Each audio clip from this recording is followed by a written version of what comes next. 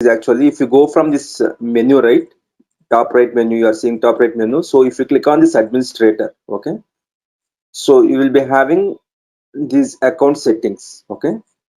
So from here you can always change the password actually, okay. From the front end you can from here you can always change the password, but from the back end also you can change, okay. So let us see how to change that one, okay, from the configuration files, okay. So if you go to our web in AWS again, so if you go to our instance, if you go to the CLI, okay, from Linux, how will we go? We'll be going by connecting to SSH, right? We'll be taking the SSH command, and then we'll be connecting to our Linux instance. Okay, you have to copy this one, and then I have to go to the terminal.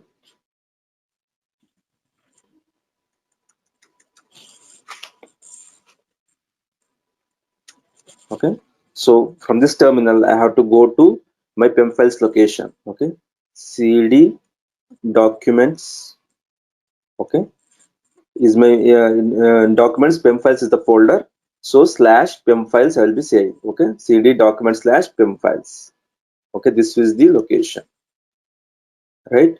So from here I have to paste my SSH command, okay, and then if I press enter, okay, it will be directly connecting to my instance, because yesterday also we have connected, so it will be directly connecting to my instance. So now, so once after connecting to the Linux instance, okay, Linux instance, Ubuntu instance, what we have to do, first of all, we have to take the super user permissions. What is the command for that one? Sudo space su. Okay,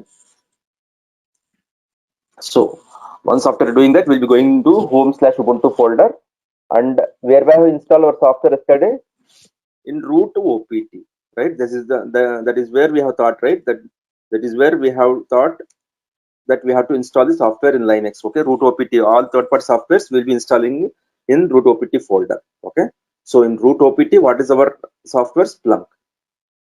Okay, Splunk. Sorry, I have not put cd root opt slash Splunk.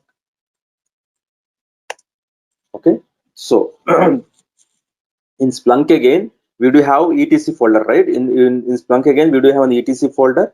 Okay, so two etc folders will be there. One is the Linux folder. Root etc is the Linux thing. So whatever the instance name we have changed yesterday, where we have changed it, we have changed it from root to etc folder. Okay, so now we should not go there. Okay, we should go to in our Splunk folder, Splunk etc folder. That means what? Root opt slash Splunk. Now etc folder we have to go. Okay, etc folder we have to go, and from etc folder we have to go to system. Okay, system folder. Okay, and again system folder, we'll be having two folders. Okay, we'll be having two folders where we can write the files. Okay, where we can write the configuration files. One is local and other is default. Yesterday we have thought that only, right? One is local and the other is the default. Okay, so whenever we write, we have to write in local folder. Okay, so we'll be going to local folder. Okay, so now if you do ls minus lrt over here, so these are all the files that will be appearing. Web.configuration file we have edited yesterday, and even though we have not edited the server.configuration file and migration.configuration file, okay, because as we have logged in into our web interface and we have done some actions over there, so based on those actions, Splunk has automatically, it has wrote these things. Okay, and there is no rule there, and there is definitely, it is not like that it has to write in default only. Okay, when Splunk writes, it may be writing in local as well. Okay, I think that's what the other person has asked me yesterday. So whenever, whatever the actions that you do from the front end, okay, if it is something related to that, it will be placing that in local folder also. Okay, Splunk will be placing that in local folder also. So if you see this, if I do cat, the server cat means cat, we can view the contents. Okay, we need not open the editor and we need not change things, but in order to see the contents, you can always use the cat command and you can see the contents of the particular file. Okay, cat server.conf. Okay, see auto generated pool, download trail, auto generated pool forward. See, automatically it has put these things because we have access to the front end. Okay, that is the thing. Okay, like that, whatever the actions that are related to front end is there, that will be putting in local folder. Okay, exclusively when it writes, okay, when exclusively at the time of installation and all, it will be putting in the default folder. Okay, without our intervention, if something happens, okay, that then Splunk will be writing in the default folder. Otherwise, the files which you do not use directly also, okay, if you use indirectly, if they are related indirectly from your working of the front end, okay, so then those files will be wrote in local folder only. Okay, that is the thing. That's why we are seeing, even though we have not directly worked on server.conf and migrations.conf, those files have been written over there. Okay, please do remember that. Okay, that is the thing. So now our interest is to change the password, right? Change the password of what? Our Splunk instance. Okay, change the password of our Splunk instance.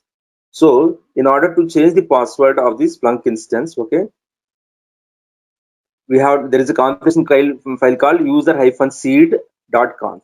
Okay, so before going to that, actually, what we have to do, I forget to tell you. Okay, in etc folder itself, okay, cd dot dot slash dot dot, two steps backward I'm going in order to go to etc folder. Okay, so if you do ls minus lrt over here, okay, we are having several files over here, and password is the file is there, right? passwd password. Okay, so we have to rename this one actually. Okay, we have to rename this file. We have to actually delete this one. The existing password file, we should not keep it as it is. So that's why we have now, I will be what I will be, I won't be deleting, but I'll be renaming that one. Okay, so that the password file will not exist. So in order to rename, how we'll be doing, we'll be moving this. Okay, in other words, in Linux we'll be moving this mv, okay, passwd.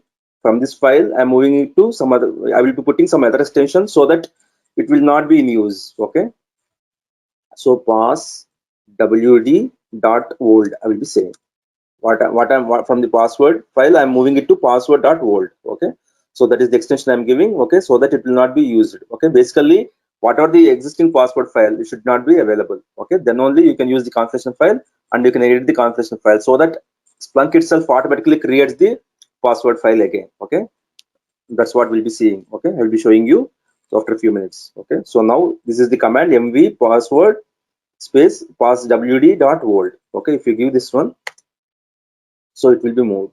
Okay, so now if you see again ls minus lrt, there will be no password thing, only password.old will be there. That means there is no existing password passwd file. Okay, so now let's go to etc sorry, system. Already we are in etc folder, right? System slash local. Okay, so in this folder we have thought, right, we'll be changing all the configuration files. Okay, so which file we have to change? If you do ls minus lrt, these are the files available. Okay, we have seen already. Okay, so now user-seed.conf is the file we have to change. Okay, so in order to go to that one, this file is not existing over here, right?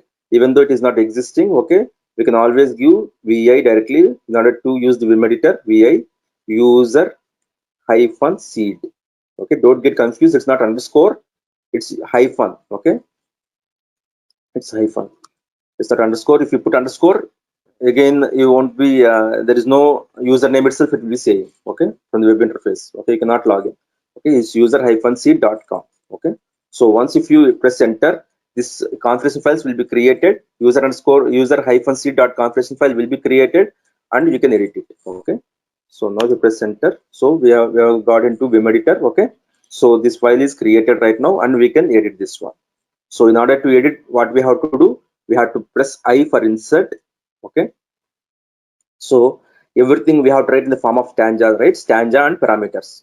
So what is the stanza we have to give for this one? Within stanza we have to write within square braces. Okay, so user_info is the stanza. Here it is underscore. Okay, here it is underscore user_info, that will be the stanza. The file name user-seed. Okay, user-seed, here it is user_info. The stanza will be user_info. Please do remember, everything is case sensitive over here. Okay, so what are the parameters over here? Username is the parameter. Okay, username, and you should be giving in caps only. Okay, username in caps. Okay, the value of this parameter will be admin, because we are the administrators, right? On our own account we are installing the software, we have installed the software, right? So admin will be the parameter. Okay, and password, this also will be in caps. Okay, password. Okay, so earlier what is the user, what is the password we have given? Splunk 7am, right?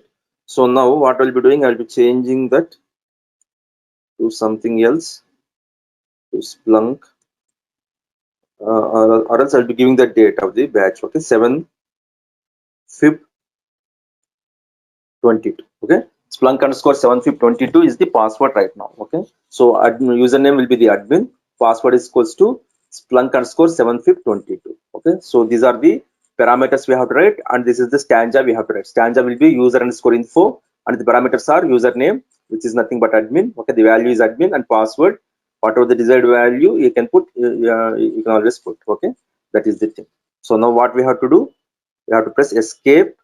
Okay, shift colon WQ for writing and quitting, for saving and quitting. Okay, so and press enter. Okay, so this will be saved, user-c.configuration will be saved.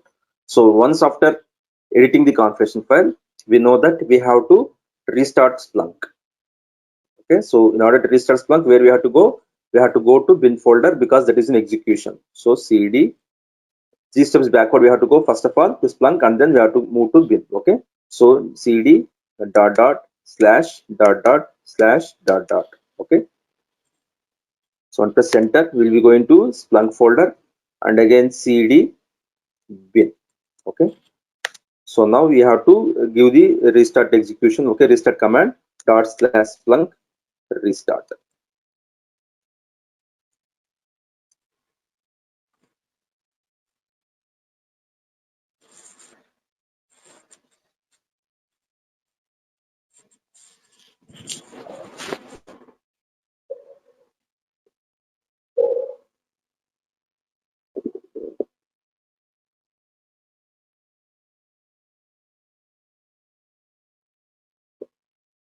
So now it has been restarted.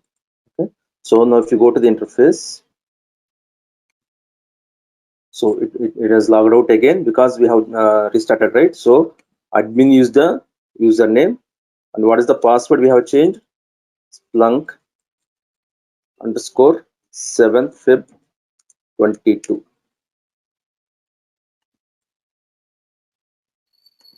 See, like this we can always change the password.